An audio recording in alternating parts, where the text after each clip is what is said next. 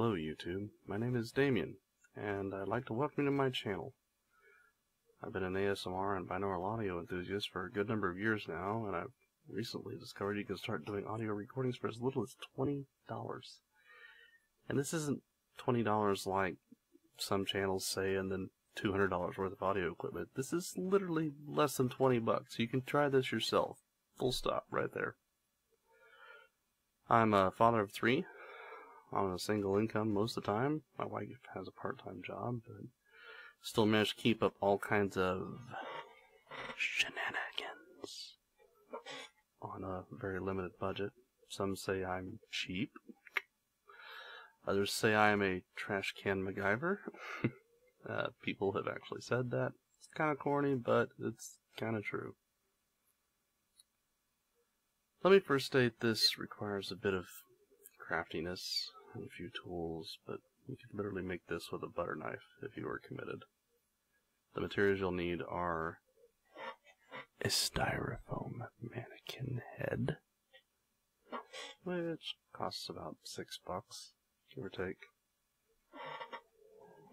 A pack of cheap lapel mics.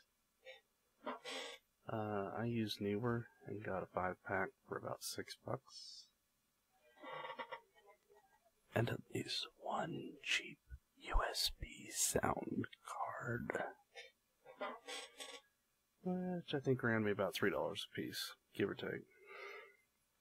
I'll add all the links in the doobly-doo down at the bottom. And the last pieces are software. Voice meter or digital audio cable, which are both donationware provided by AB Audio. It's a pretty cool company. This lets us combine the mic inputs of many different signals, sound cards, whatever, into a single output signal. It's like super cheap. So far I've been really impressed with it. A sound card with multiple stereo mic inputs would be nice. There's a relatively inexpensive one made by, I think, Vantech. I'll put a link to it. And let's get on to how this head is made. Try to let you decide for yourselves, because I'm going to record the rest of this on the same head rig that I'm describing making. First, you have to prepare the styrofoam head by carefully drilling 2 half-inch holes into the ears to make ear canals. If you angle it right, these will connect in the center of the head and have a V or a T-shaped tunnel. And we want the wires to come out of the back of the head.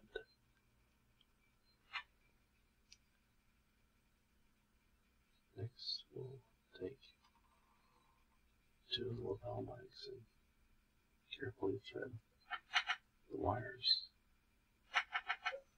into the head. 1 for each ear. I suggest you carefully label which one is left or right, because you'll need to tell them apart later. Paste a little bit of duct tape on the plug for the right ear. You'll also need to pack the hole in the back of the head with something that will deaden sound. I used cotton balls. We don't need a mystery third ear in the back of our head. Now we need something to anchor our head to. You can use it right away, as is, but it's very light and prone to knocking over.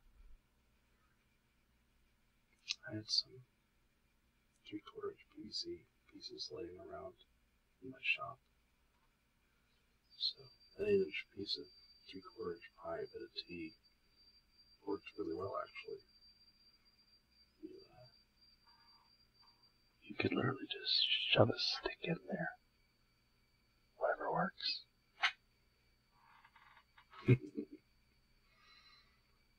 I used a couple of screws to attach the T-piece to a scrap piece of pine I had, which makes a nice heavy base. Plus the plumbing bits means I have a nice little removable handle. I mean, once you have your stand material figured out, you insert it in the mounting hole into the base of his neck.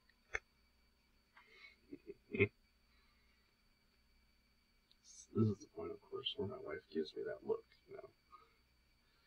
I get a lot of weird looks in a lot of hobbies that I have. I tried to trick out my head with some silver paint, which, as the pictures will show, this melts styrofoam.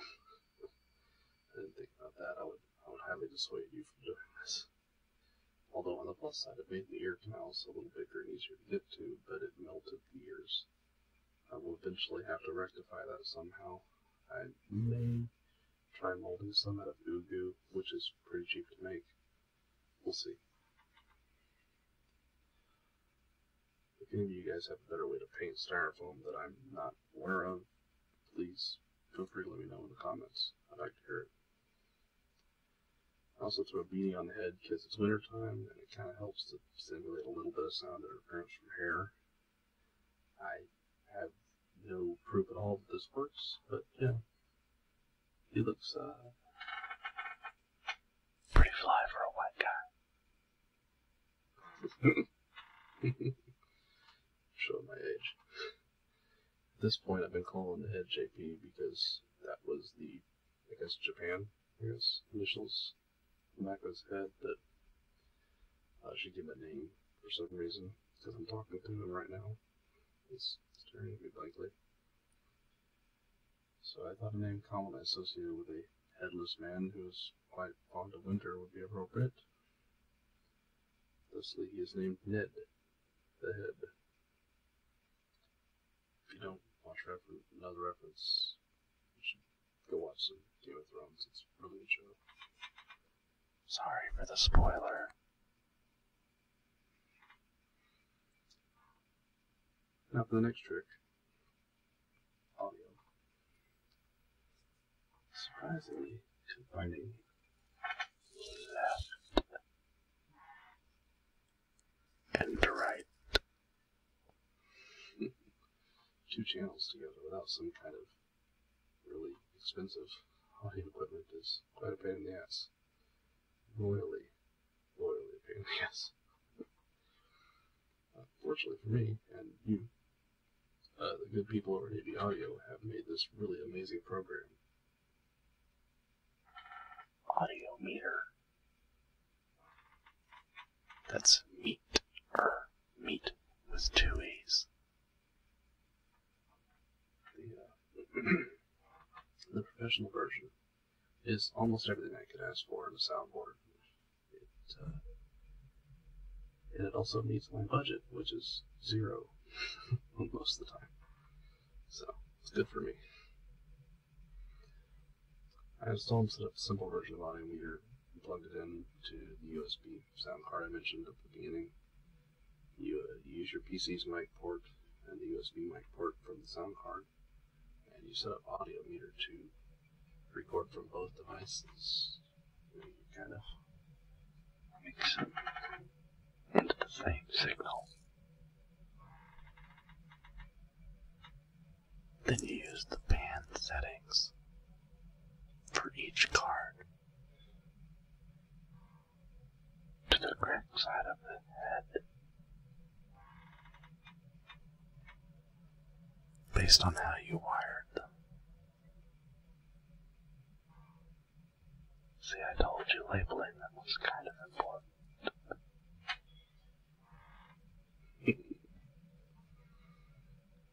Then you put on a meter output to whatever application you're using to record. The Pro version has a recorder built in. I'm using Audacity because I'm familiar with it. And voila, we have a binaural head audio mic for $15 maybe. It's pretty cool, huh? I mean, it's not perfect.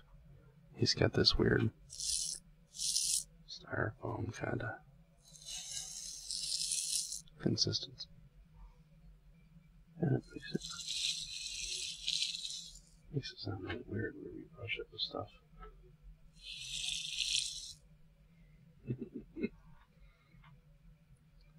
So, make sure to take advantage of Amazon's free shipping on $25 orders. Because usually buying more stuff is cheaper than paying shipping. It's like getting free stuff. It's pretty cool.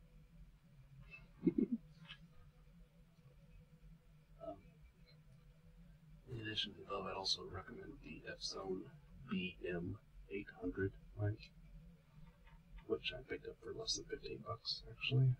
It's the mic I recorded the intro with, and so far it's really way outperformed what I paid for it. I mean, singing karaoke Christmas carols with my daughter on Christmas morning was magical. It was awesome. I totally wouldn't have traded that for the world. It was really, really fun. She was delighted. Well, I hope y'all enjoy this, and it inspires you to make some recordings of your own. But, you know, please let me know any feedback you have, because I want to do some more of this. I've got a lot of stuff to make recordings of. Most of these will probably have a lot less talking, unless y'all are into that sort of thing. It doesn't trigger me, but maybe it triggers you. So, here I am talking to a dummy head, in the hopes that y'all get a kick out of it. Because I do. I think it's funny. I've got a lot of little household objects and stuff I've made, whatever, just really, really close-up sound really, really super cool. It's kind of like a microcosm of noise in your head. So, let me know what y'all think. I'm more than open to suggestions at this point. I just kind of want to get a feel for it and play around with the idea and the tech, so tell me what works for you guys, and we'll try and get tingles, I guess.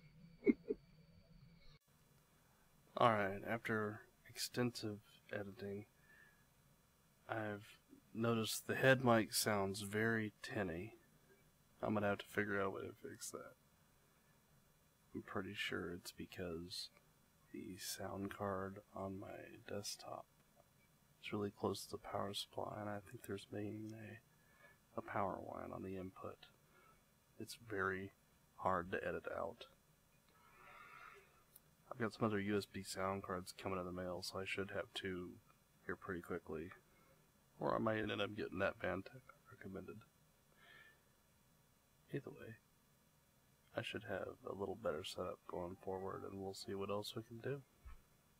Thanks for the time, guys. Let me know what else you want me to do.